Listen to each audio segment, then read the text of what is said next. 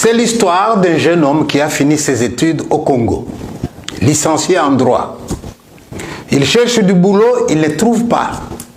Et il écrit à son grand frère, envoie-moi l'argent. Le grand frère lui dit, ici on n'arrache pas l'argent dans les arbres, hein?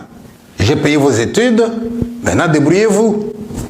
Et il dit, mais je cherche, je ne trouve pas. Le grand frère dit, je viens moi-même au Congo vous aider. Il lui dit, est-ce que vous avez écrit des lettres de demande d'emploi avec votre CV bien écrit? Oui. Allez, on va essayer. Écris un peu 40 lettres. Et il envoie les 40 lettres. Il n'y a personne qui lui répond.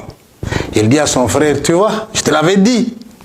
Mais pendant qu'il allait se décourager, voilà un ami qui vient. Hé, j'ai entendu qu'on engage quand même quelque part. Il dit, où c'est? Au jardin zoologique. Il dit, attends, licencié en droit, qu'est-ce que tu veux que j'aille faire au jardin zoologique? Et l'autre lui dit, on ne sait jamais écrit.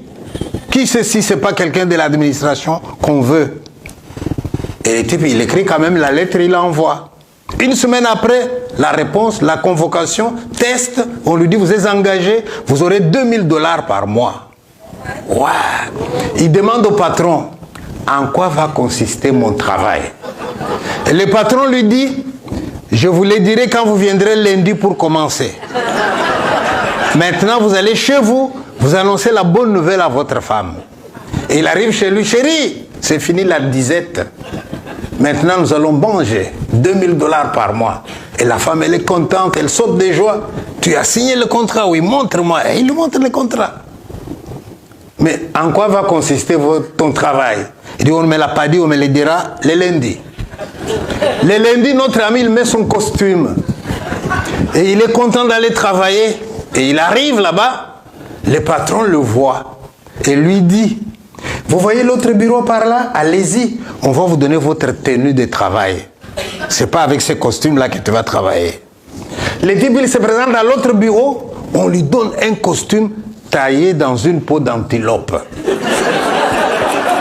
Et les cornes de l'antilope sont encore sur le costume. Et il demande, c'est pour le carnaval? Non, non, non, c'est pas pour le carnaval. Portez ça, on va vous dire en quoi va consister votre travail. Et le type, il met le costume et il devient comme une antilope. Alors on lui dit, votre travail va consister seulement à sauter, gambader dans votre cage. C'est tout ce qu'on vous demande. Mais pendant que vous sautez, vous faites un peu attention à ce que les gens font comme commentaire. Petit à petit, les gens vont se rendre compte que vous réagissez à ce qu'ils disent. Ils iront raconter partout qu'il y a aux zoo une antilope intelligente. Et les gens viendront nombreux pour voir cette antilope intelligente. Et plus nombreux ils seront, plus il y aura de l'argent à la caisse. Et nous, on aura de quoi te payer. Le type dit, une licence en droit. Et je vais sauter au zoo, comme une antilope. Il dit, non, s'il vous plaît, monsieur. Au lieu de commencer aujourd'hui, lundi, donnez-moi une chance, peut-être mardi. Je rentre d'abord chez moi et expliquer la situation à ma femme. Il va à la maison et il explique la situation à sa femme. Et madame lui dit, écoute-moi bien chérie, j'ai le choix entre un mari licencié en droit au chômage et nous crevons de faim et un mari licencié en droit qui saute aux hommes et qui nous rapporte $2000. Chérie, va sauter.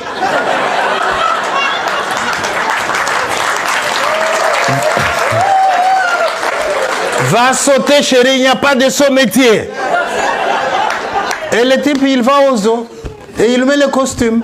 Et le voilà qui saute, le voilà qui gambade, le voilà qui saute. Et les gens, regarde cette antilope. Et tout le monde commence à parler de l'antilope. Et la réputation est allée partout. Et les gens venaient nombreux. Il y avait des cars entiers des élèves qui venaient voir l'antilope intelligente. À la fin du mois, $2000. Il dit, ok, il n'y a pas de sommité. Finalement, il s'habitue à son travail. Mais voilà, un jour, il y avait tellement de bus qui étaient venus avec des gens curieux. Notre ami avait tellement sauté qu'il s'est fatigué. Et au lieu de continuer de sauter, il s'est mis dans un coin, et il s'est assoupi, il s'est endormi. Et pendant qu'il dort, le soigneur vient pour nettoyer la cage. Il le trouve endormi. Et comme il avait un grand respect pour les animaux, il s'est dit, je ne vais pas les déranger. Alors il les prend avec précaution. Il les dépose dans la cage d'à côté. Je n'ai encore rien dit, hein. Il les pose dans la cage d'à côté. Et il se met à nettoyer, il se met à nettoyer. Et quand il a fini, il oublie de remettre notre ami dans sa cage. Il prend le balai, le seau, le voilà qui s'en va en sifflotant. Et pendant qu'il marche pour partir, notre ami se réveille. Il regarde à côté de lui un lion qui dormait.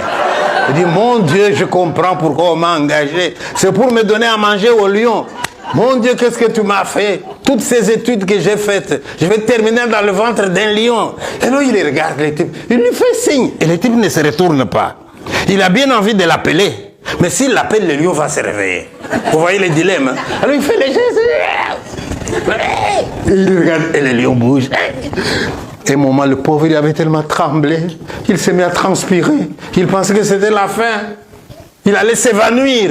Voilà le lion qui se réveille et qui le regarde et qui lui dit, ne t'en fais pas mon frère, j'ai fait le même travail que toi.